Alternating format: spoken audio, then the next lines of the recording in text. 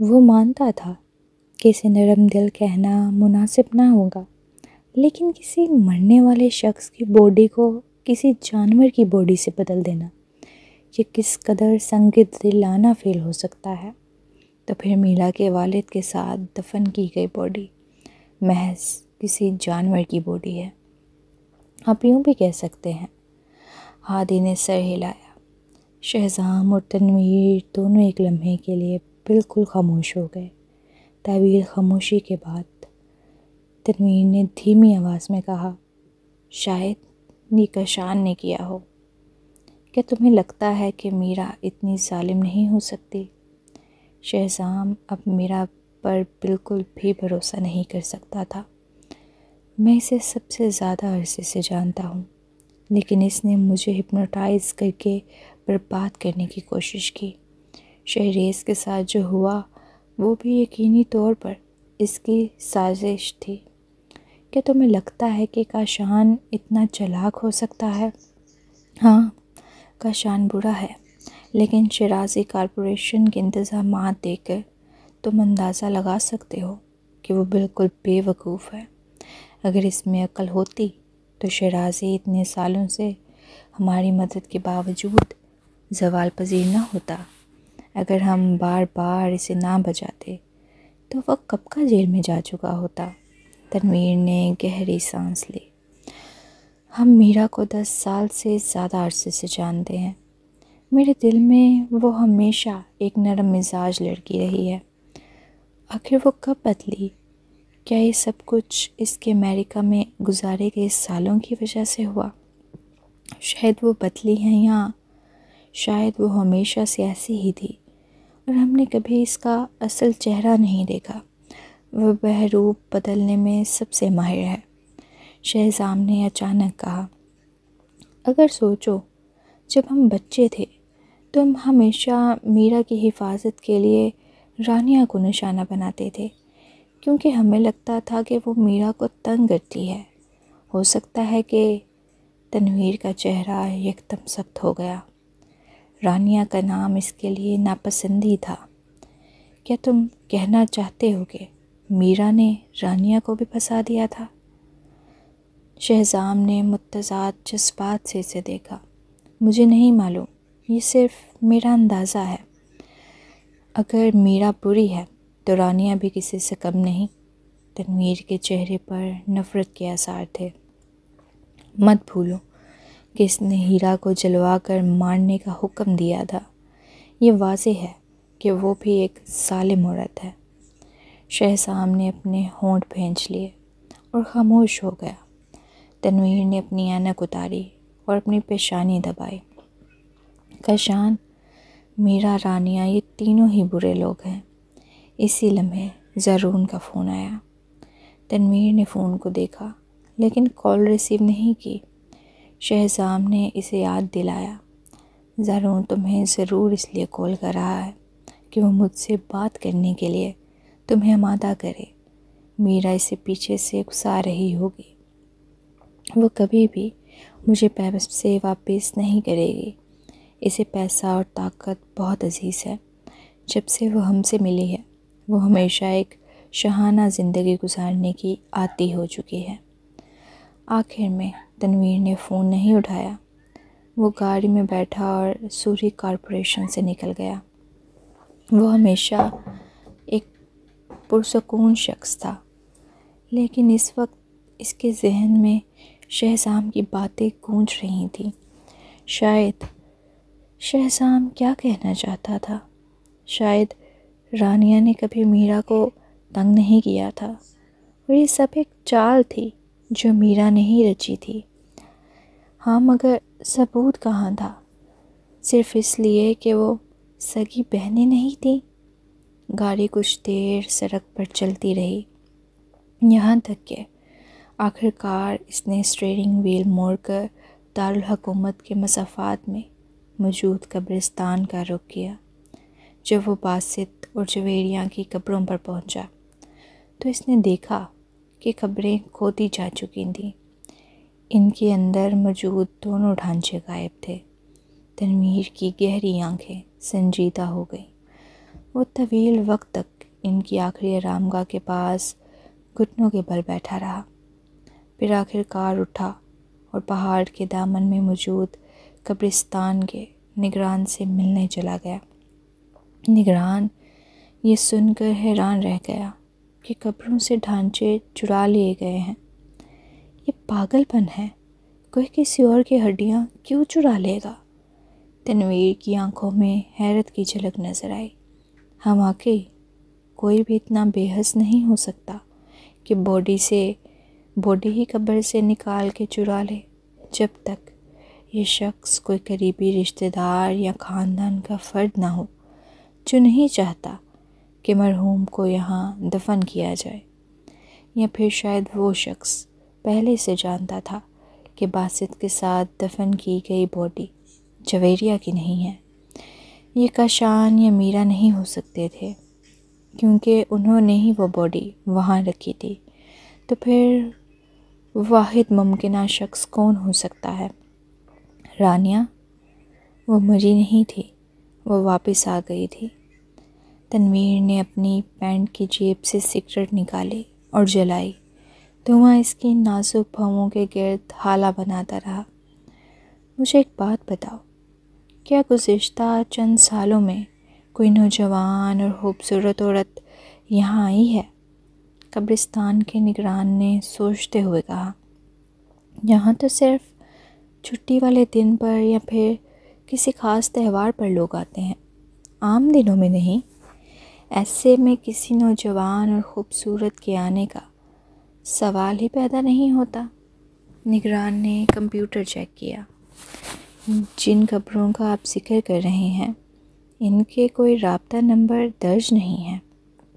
اگر آپ ان کے لیے فاتحہ پڑھنے آئے ہیں تو کیا آپ ان کے خاندان سے رابطہ کر سکتے ہیں؟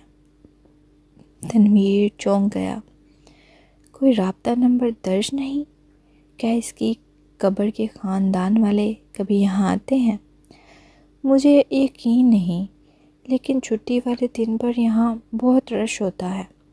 بس مجھے اتنا یاد ہے کہ ایک نوجوان اور ایک خوبصورت لڑکی ہر سال آتی ہے۔ نگران نے یاد کرتے ہوئے کہا۔ کیا وہ ایسی دکھتی ہے؟ تنویر نے اپنے فون میں میرا اور باقی سب کے ساتھ ایک گروپ فوٹو دکھائی۔ نہیں، نگران نے سر ہلا دیا۔ اس لڑکی کی بڑی آنکھیں تھیں، جیسے وہ کسی مخلوط نسل سے تعلق رکھتی ہو۔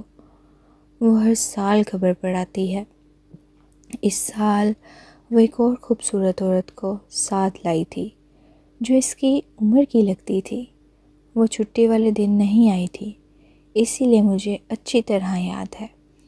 مگر مجھے یہ بھی یاد ہے کہ وہ آخری بار یہاں ایک بھائی بہن کے جوڑے سے جھگڑ رہی تھی، اور اب مجھے یاد آیا یہ عورت ان بہن بھائیوں میں سے ایک تھی۔ تنویر نے اندازہ لگایا کہ وہ خوبصورت لڑکی جو کسی مخلوط نسل کی لگتی تھی فریہ شیخ ہونی چاہیے۔ اصل میں وہ فریہ کے بارے میں زیادہ نہیں جانتا تھا، لیکن اگر وہ ہر سال ان دو مرحومین کی قبروں پر آتی تھی جو اس کے رشتہ دار بھی نہیں تھے، تو اس کا مطلب تھا کہ وہ انسانیت اور تعلقات کی قدر کرتی تھی۔ اگر زارون میرا کی بجائے فریہ سے شادی کرتا تو وہ کہیں بہتر ثابت ہوتی۔ وہ بھائی اور بہن کون تھے؟ کیا آپ نے انہیں پہلے کبھی دیکھا ہے؟ تنویر نے پوچھا۔ نگران نے سر ہلایا۔ مجھے یاد نہیں، میں نے انہیں پہلی بار اسی سال دیکھا تھا۔ شکریہ۔ جب تنویر قبرستان سے نکلا تو اس نے خود ہی زارون کو کال کر دی۔ اگر تم نے مجھے شہزام کے معاملے پر بات کرنے کے لیے فون کیا تھا تو چھوڑ دو، میں اس معاملے میں نہیں پڑوں گا۔ کیا تمہیں لگتا ہے کہ میرا واقعی سکون سے بیٹھ پائے گی شہزام کے 100 ارب ہڑپ کر کے؟ دوسری طرف صبرین اپنی زندگی میں مصروف تھی۔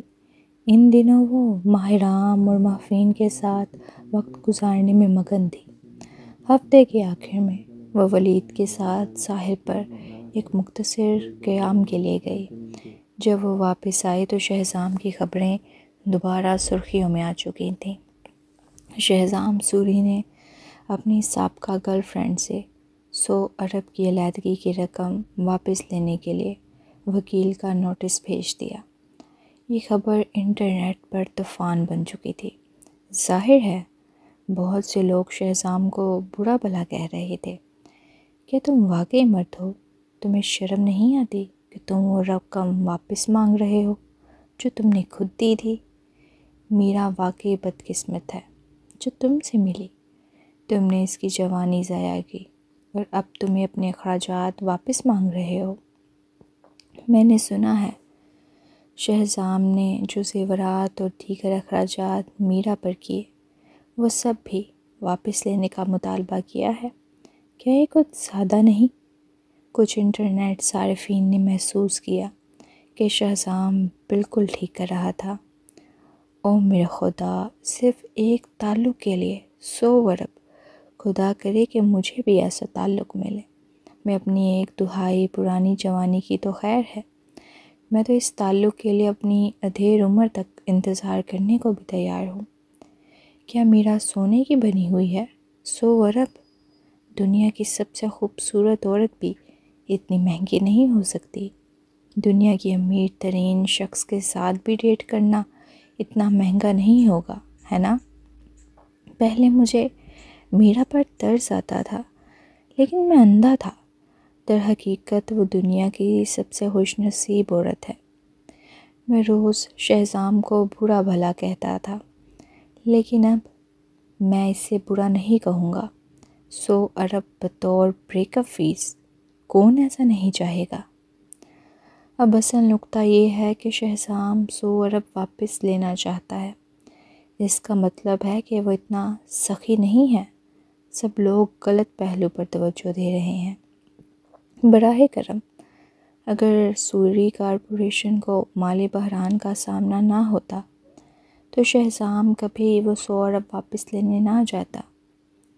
مجھے لگتا ہے کہ میرا کا 100 ارب رکھ لینا واقعی زیادتی ہے۔ کم از کم آدھا تو واپس کرنا چاہیے۔ آدھا بھی 50 ارب بنتا ہے۔ یہ بھی اس کے لیے عیاشی بھری زندگی گزارنے کے لیے کافی ہے۔ لیکن مجھے لگتا ہے کہ میرا ایسا کبھی نہیں کرے گی، ورنہ شہزام نے اسے وکیل کا نوٹس کیوں بھیجا ہوتا؟ مجھے اچانک محسوس ہو رہا ہے کہ میرا جھوٹی ہے۔ کیا وہ واقعی شہزام سے محبت کرتی تھی؟ مجھے لگتا ہے کہ صرف پیسے کے لیے اس کے قریب گئی تھی۔ افسوس، اگر شہزام امیر نہ ہوتا تو کیا میرا اس کے پیچھے پڑتی اور اس سے محبت کا ڈھونگ رچاتی؟ میں اس دنیا میں سچی محبت پر یقین نہیں رکھتا۔ صبرین حیران رہ گئی۔ شہزام واقعی میرا کے پاس گیا تاکہ 100 ارب کا بریک اپ فیس واپس لے۔ یہ تو بہت عجیب تھا۔ چاہے وہ کنگال ہو جاتا یا قرضوں میں ڈوب جاتا، شہزام جیسے آدمی کے لیے یہ ممکن نہ تھا کہ وہ اپنی سابقہ گرل فرینڈ سے بریک اپ فیس واپس مانگے۔ اور پھر بھی وہ میرا اسے یہ کہہ رہا تھا۔ کیا وہ اس کے ساتھ ایسا سلوک کر سکتا تھا؟ لیکن وہ رقم واقعی دکھ دینے والی تھی۔ صبرین نے بھی شہزام کے ساتھ اپنی زندگی گزاری، اس کے بچوں کو جنم دیا، لیکن جب طلاق ہوئی تو اسے ایک پیسہ بھی نہیں ملا۔ میرا کے مقابلے میں وہ واقعی، چھوڑو، اس کے بارے میں سوچنا فضول تھا۔ جتنا وہ سوچتی اتنا ہی مایوس ہوتی۔ لیکن جو چیز اسے اور بھی زیادہ حیران کر گئی وہ یہ تھی کہ جیسے ہی انٹرنیٹ پر بحث چھڑ گئی، شہزام نے ایک عوامی بیان دے دیا۔ میں اور میرا 10 سال سے زیادہ عرصے تک ساتھ رہے، لیکن ان 10 سالوں میں ہمارے درمیان کچھ بھی نہیں ہوا۔ اس کی وجہ یہ تھی کہ جب میں جوان تھا تو میں کام میں بہت زیادہ مصروف تھا، اور جب ہم نے ڈیٹنگ شروع کی تب ہم دونوں بہت کم عمر تھے۔ اس لیے ہمارا رشتہ ہمیشہ ایک پاکیزہ تعلق رہا۔ پچھلے 4 سالوں میں میرے جسم میں کچھ مسائل پیدا ہو گئے، اس لیے میں نے جسمانی اور نفسیاتی معائنے کروائے، نیچے میرے طبی رپورٹس دی گئیں۔ اس کے علاوہ میرا مقصد محترمہ میرا شرازی کی جوانی برباد کرنا نہیں تھا۔ ان 4 سالوں میں نے کئی بار بریک اپ کی تجویز دی کیونکہ میری صحت ٹھیک نہیں تھی، لیکن محترمہ امیرہ نے انکار کر دیا۔ اب میں صرف وہ 100 ارب واپس لینا چاہتا ہوں جو میں نے بریک اپ کے بعد دیا تھا۔ پھر شہزام نے اس اسپتال کی کئی میڈیکل رپورٹس اپلوڈ کر دیں جو ڈاکٹر کے ہاتھ سے لکھی ہوئی رپورٹ، تاریخ اور اسپتال کے نام کے ساتھ مکمل تھیں۔ نیٹیزنز دوبارہ بھڑک اٹھے۔ تو آخر میں جو سب سے بڑا انکشاف ہو وہ یہ ہے کہ شہزام سوری کی وہ صلاحیت ہی نہیں رہی۔ یہ جان کر تو میری جان ہی نکل گئی۔ شہزام سوری کا 100 ارب واپس لینا واقعی زندگی اور عزت کا سوال بن گیا تھا۔ اصل نکتہ یہ ہے کہ شہزام نے 100 ارب خرچ کیے، ایک عورت کو عیش و عشرت کی زندگی دی، اور پھر بھی کبھی اسے ہاتھ تک نہیں لگایا۔ کیا میرا کو یہ رقم لے کر شرمندگی محسوس نہیں ہونی چاہیے؟ شرمندگی کیسی؟ اسے تو پرواہ بھی نہیں تھی کہ شہزام کی صحت ٹھیک نہیں۔ اسے صاف ظاہر ہوتا ہے کہ وہ صرف پیسوں کے لیے اس کے ساتھ تھی۔ یہ ماننا تو بہت مشکل ہے کہ وہ شہزام سے اتنی محبت کرتی تھی کہ اس کے ساتھ زندگی گزارنے کے لیے تیار ہو جاتی۔ بالکل ٹھیک، جب اس کے پاس اتنے پیسے ہیں تو وہ باہر سے کوئی اور آرام سے ڈھونڈ سکتی ہے۔ ہم تو احمق تھے جو ایک ایسی عورت کے لیے ہمدردی محسوس کر رہے تھے جس کی قیمت کروڑوں میں تھی۔ نہیں، میں صرف اس بات پر حیران ہوں کہ شہزام سوری کی وہ صلاحیت صرف میرا کے لیے نہیں تھی، یا وہ سپرین کے لیے بھی ایسا ہی تھا۔ بالکل، جب شہزام نے سپرین کو قید میں رکھا تھا تو کیا وہ بس اسے دیکھتا ہی رہتا تھا؟ یہ سن کر انٹرنیٹ پر مزید چہمگوئیاں ہونے لگیں، شاید کیونکہ سپرین نے اس پر مقدمہ نہیں کیا۔ بہرحال شہزام سوری کی وہ صلاحیت نہیں رہی۔ اس کی محبت کی زندگی کتنی پیچیدہ ہے۔ ایک بار پھر سپرین کو اس الجھاؤ والے محبت کے تکون میں گھسیٹ لیا گیا۔ اسے بالکل سمجھ نہیں آ رہا تھا کہ شہزام کے دماغ میں کیا چل رہا ہے۔ کیسے کہتے ہیں کلہاڑی کے بعد دستہ بھی بھیج دینا۔ نہ صرف نیٹیزنز اس معاملے پر چٹکارے لے رہے تھے، بلکہ اس کی بہترین دوست فریہ، جو گپ شپ کی دیوانی تھی، نے بھی جلد ہی سے کال کر دی۔ بیپ، آج رات کھانے پر ملتے ہیں، ہم اتنے دنوں سے نہیں ملے، مجھے تمہاری یاد آ رہی ہے۔ سپرین نے آسمان کی طرف آنکھیں گھمائیں۔ ہم 2 دن پہلے ہی تو ملے تھے، مجھے تمہاری ذرا بھی یاد نہیں آ رہی۔ اوہ چلو ایسا نہ کرو، میں کینبرا کے سب سے مہنگے جاپانی کھانے کی دعوت دیتی ہوں، فریہ نے ہنستے ہوئے کہا۔ آخر میں سپرین نے ملاقات کے لیے ہاں کر دی۔ فریہ نے ادب سے چائے انڈی لی۔ تو شہزام واقعی کچھ نہیں کر سکتا؟ پھٹ، فریہ کی بے باک بات سن کر سپرین تقریباً چائے حلق میں لے جا بیٹھی۔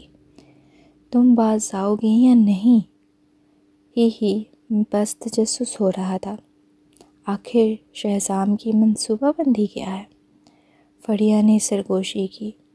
زارون 2 دن سے آفس نہیں آیا۔ میں نے سنا ہے کہ وہ دنیا کے ٹاپ وکلاء سے رابطہ کر رہا ہے۔ پھر اور ان سب نے اسے نظر انداز کر دیا۔ فریہ اپنی ہنسی نہ روک سکی۔ دنیا کے بہترین وکلاء صرف دنیا کے امیر ترین لوگوں کے لیے کام کرتے ہیں، لیکن کچھ مشہور وکلاء نے اپنی خدمات پیش کی ہیں۔ شاید انہوں نے سوچا کہ شہزام اپنی آخری مقدمے میں ایک تیسرے درجے کے وکیل سے ہارنے کے بعد پہلے جیسا نہیں رہا۔ زارون شاید میرا کے لیے وکیل ڈھونڈ رہا ہے۔ صبرین نے سر ہلایا۔ یہ مقدمہ جیتا نہیں جا سکتا۔ سب سے پہلے تو یہ رقم بہت زیادہ ہے۔ دوسرا، شہزام کے پاس کوئی ثبوت نہیں ہے کہ اس نے میرا کو ہاتھ تک نہیں لگایا۔ ان دونوں کی شادی نہیں ہوئی تھی، اس لیے جج لازمی طور پر میرا کو 100 ارب واپس کرنے کا حکم نہیں دے گا۔ زیادہ سے زیادہ میرا کو صرف 1 ارب واپس کرنا پڑ سکتا ہے۔ ہاں، 100 ارب شہزام کا دماغ ضرور پانی میں ڈوبا ہوا تھا جس نے میرا کو اتنی بڑی رقم دی۔ فریہ نے سر ہلا دیا۔ اس نے ہمت کی دی، میرا نے ہمت کی لی، اور اب وہ ایک دھیلا تک واپس دینے کو تیار نہیں۔ سب سے حیرت انگیز بات یہ ہے کہ زارون اتنا بیوقوف ہے کہ میرا کے لیے وکیل ڈھونڈ رہا ہے۔ کیا اسے یہ نہیں لگتا کہ لوگ اسے میرا کے ساتھ ملے ہونے کا الزام دیں گے تاکہ شہزام کے 100 ارب خود رکھ سکے؟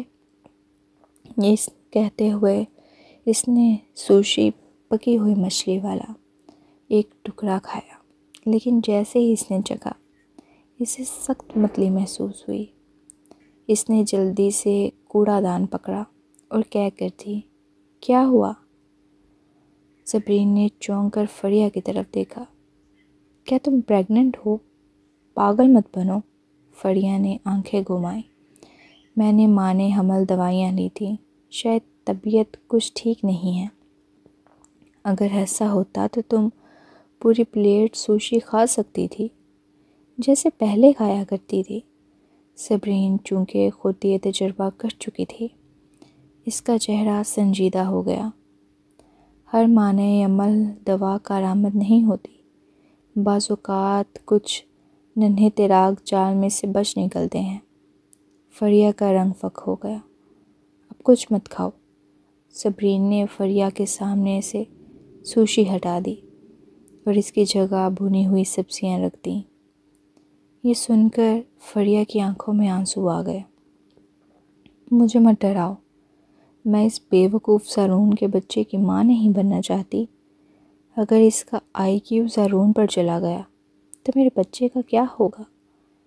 ایسا مت کہو، اس کی جذباتی ذہانت IQ 0 ہے، لیکن اس کی کاروباری سمجھ بوجھ بہت اچھی ہے۔ صبرین نے اسے تسلی دی۔ چپ رہو۔ فریہ کا دماغ معاف ہو چکا تھا۔ آج بس ٹیمپورا کھاؤ۔ صبرین نے اسے جھینگا دیا۔ کھانے کے بعد میں تمہیں اسپتال لے جاؤں گی الٹرا ساؤنڈ کے لیے۔ اب کھانے کا کوئی موڈ نہیں رہا۔ فریہ شدید خوف زدہ تھی۔ میں نے کبھی بچے پیدا نہیں کیے۔ ایبورشن بہت تکلیف دہ ہوتا ہے۔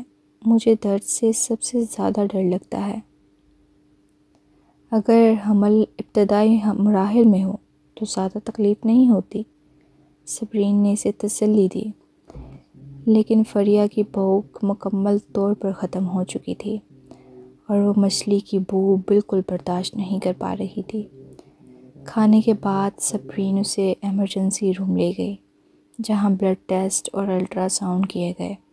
صبرین کمرے کے باہر انتظار کر رہی تھی۔ 5 منٹ بعد فریہ سفید چہرے کے ساتھ باہر نکلی۔ یا اللہ، میں کیا کروں؟ ڈاکٹر نے کہا کہ میں حاملہ ہوں۔ صبرین کی آنکھوں میں سنجیدگی آ گئی۔ وہ کچھ لمحے خاموش رہنے کے بعد بولی، ابورشن کروا دو۔ اس نے شہزام کے ساتھ بہت تکلیف برداشت کی تھی جب وہ شہزام کے ساتھ تھی۔ میرا کے خلاف اس کے جیتنے کا کوئی امکان نہیں تھا۔ زارون تو پہلے سے ہی میرا کے ہاتھوں بری طرح برین واش ہو چکا تھا۔ اس کے دل میں ہمیشہ سے صرف میرا رہی ہے۔ یہ بچہ پیدا کرنے سے فریہ کو کچھ حاصل نہیں ہوگا۔ ٹھیک ہے، فریہ نے فوراً سر ہلا دیا۔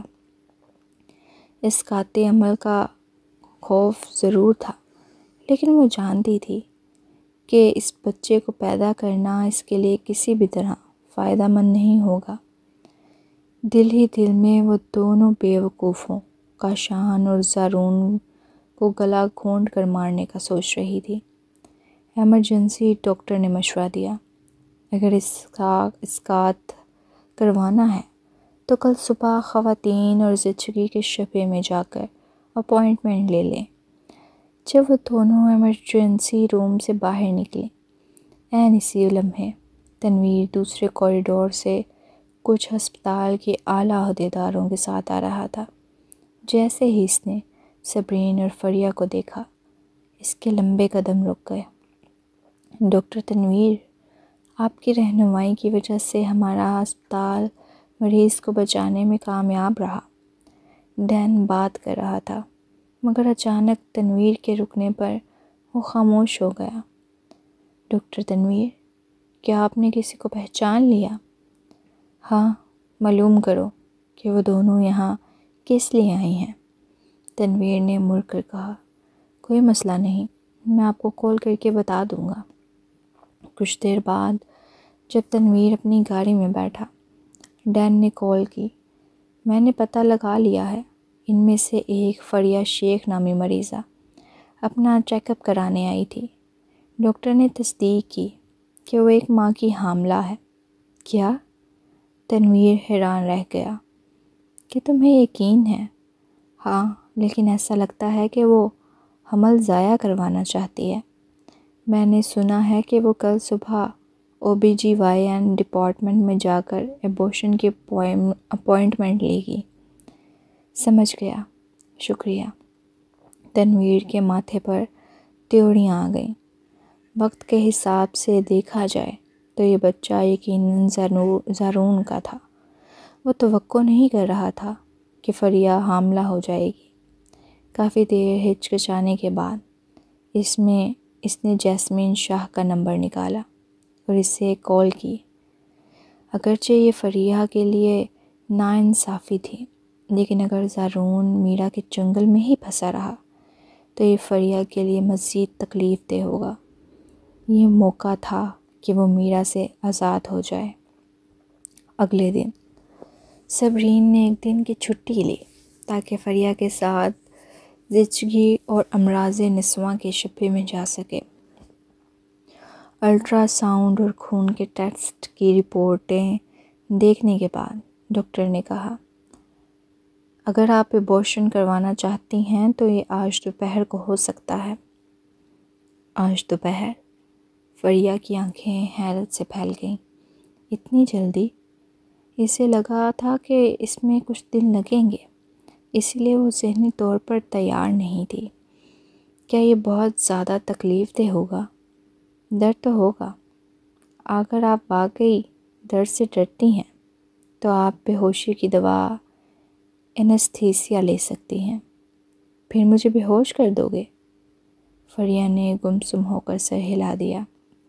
جیسے ہی وہ کلینک سے باہر نکلے، اچانک اس کا سامنا ونیزا، جیسمین اور ہارون سے ہو گیا، جو باہر ہی اس کا انتظار کر رہے تھے۔ فریہ، میں نے سنا ہے کہ تم پریگننٹ ہو۔ ونیزا خوشی سے چمکتے چہرے کے ساتھ اس کی طرف بڑھیں۔